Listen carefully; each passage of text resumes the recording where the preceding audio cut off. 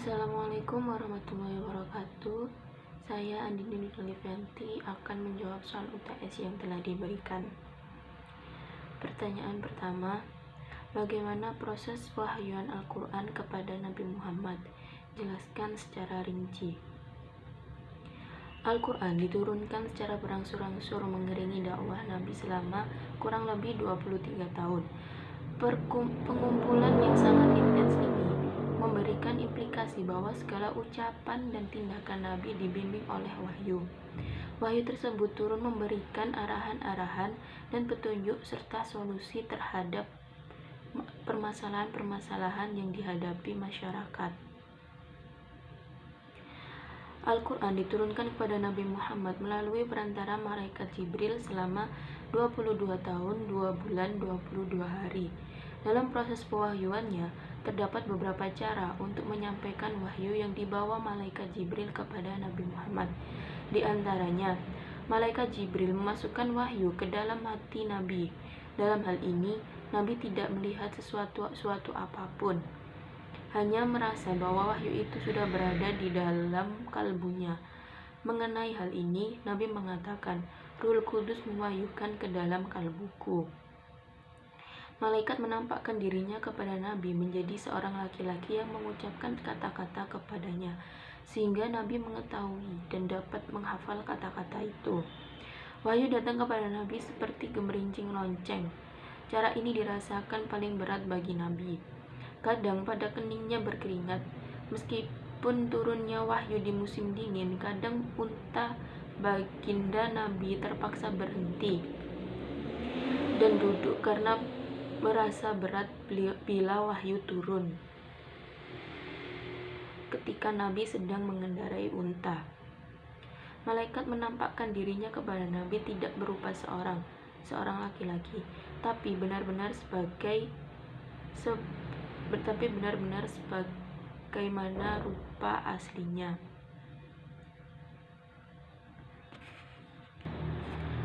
Periode Mekah pertama merupakan pembangunan masyarakat baru sebagai reaksi atas masyarakat lama.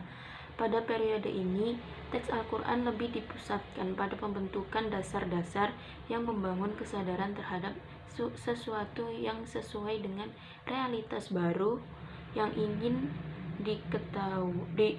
dibentuk oleh teks.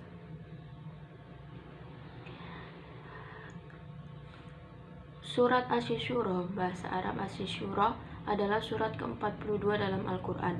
Surat ini tergolong surat Makkiyah, terdiri atas 53 ayat, di mana surat Asy-Syura yang berarti musyawarah diambil dari kata syura yang terdapat pada ayat 38 pada surat ini.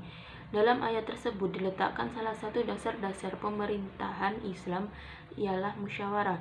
Surat ini kadangkala disebut surat Hamim Ain Sin Qaf karena surat ini dimulai dengan huruf hijaiyah itu. Sementara periode Madinah yang kedua adalah periode perkembangan sosial masyarakat, karena pada periode ini sudah termasuk periode kestabilan sosial.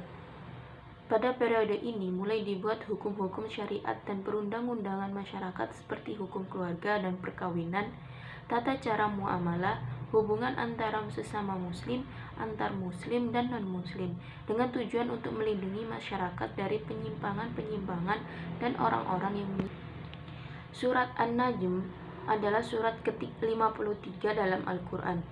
Surat ini terdiri dari 62 ayat, termasuk golongan surat-surat Makkiyah, diturunkan sesudah surat Al-Ikhlas. Nama An-Najm yang berarti bintang diambil dari perkataan An-Najm yang terdapat pada ayat pertama surat ini.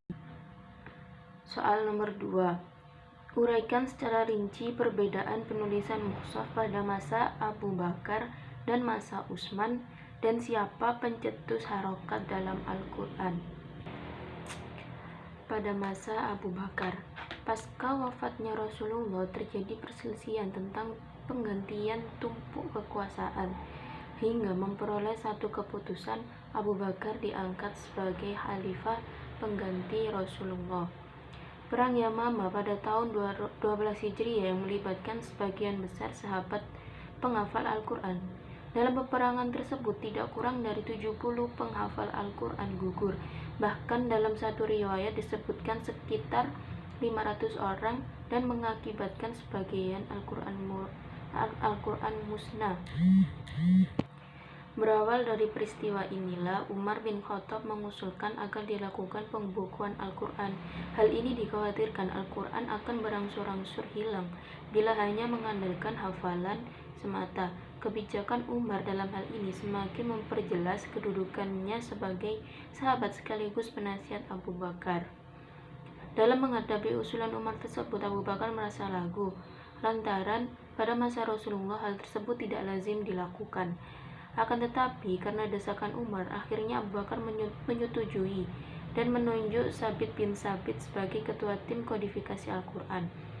Awalnya Zaid merasa ragu dan bertemu pertimbangan dalam memenuhi tugas ini. Pengumpulan Al-Quran pada masa yang dilakukan Abu Bakar adalah memindahkan semua tulisan atau bacaan atau catatan Al-Quran yang semula bertebaran di kulit-kulit binatang, tulang belulang, dan pelepah kurma, kemudian dikumpulkan dalam satu mushaf dengan ayat-ayat dan surah-surahnya yang tersusun secara terbatas pada bacaan yang tidak dimaksud dan mencakup ketujuh huruf sebagaimana ketika Al-Quran itu diturunkan.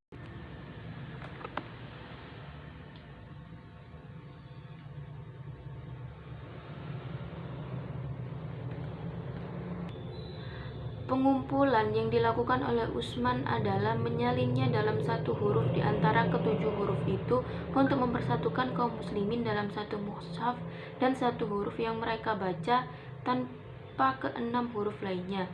Ibnu Tin dan yang lainnya berkata, perbedaan pengumpulan Abu Bakar dengan pengumpulan Utsman ialah bahwa pengumpulan yang dilakukan Abu Bakar disebabkan oleh kekhawatiran akan hilangnya sebagian Al-Quran karena kematian penghafalnya. Sebab ketika itulah Al-Quran belum terkumpul satu tempat.